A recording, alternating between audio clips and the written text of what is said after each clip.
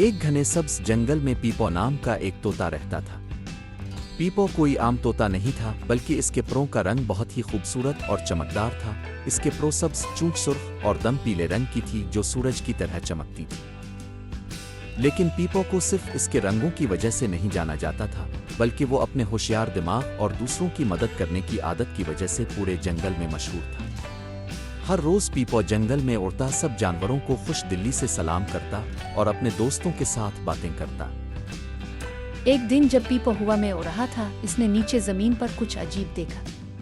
एक बड़े पुराने दरख्त के करीब उसके कुछ दोस्त परेशान बैठे थे। वहाँ एक छोटा खरगोश बैनी, एक कछुआ टिम और एक गुलहरी सिली मौजूद थे, और वो सब दरख्त की तरफ उदास नजरों से देख रहे थे। पीपो को हैरत हुई और वो फौरन नीचे उतरकर एक शाख पर बैठ गया। हेलो दोस्तों, तुम सब परेशान क्यों हो? पीपो ने दोस्ताना लहजे में पूछा। बैनी खरगोश ने आह भरी और कहा, पीपो, हम इस दरख्त से कुछ फल तोड़ना चाहते थे, लेकिन ये दरख्त बहुत ऊंचा है। सिली गुलहरी ने भी सर हिलाया और कहा, फल बहुत ऊंचे हैं और मैंने जितना चढ़ सकती थी चढ़ी, लेकिन बेहतरीन फल तो बहुत ऊपर है। पीपो ने कुछ लम्हे सोचा, फिर अपने पर फड़फड़ाए और मुस्कुराते हुए कहा, फिक्र मत करो मेरे दोस्तों, मैं ऊपर तक उड़कर फल तोड़ दूंगा। ये सुनकर सब दोस्तों की आंखों में उम्मीद की चमक आ गई। क्या वाकई तुम हमारे लिए ऐसा करोगे? टिम ने हैरानी से पूछा। बिल्कुल दोस्त इसी काम के लिए होते हैं, पीपो ने खुश दिली से जवाब दिया।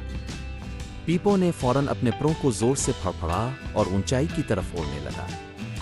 बैनी, टिम और सिली ने हैरत से देखा कि पीपो कितनी खूबसूरती से दरख्त की शाखों के दरमियान उड़ता जा रहा था। चंद लम्हों में पीपो दरख्त की चोटी तक पहुंच गया, जहां सबसे रसदार और पके हुए फल लटक रहे थे। इसने अपनी चूंच से फल तोड़े और नरमी से नीचे फेंकने लगा। बैंडी खुशी से उछलने लगा जब फल जमीन पर आहिस्तगी से गिरे। वाह पीपो, तुमने तो कमाल कर दिया, बैंडी ने खुशी से कहा।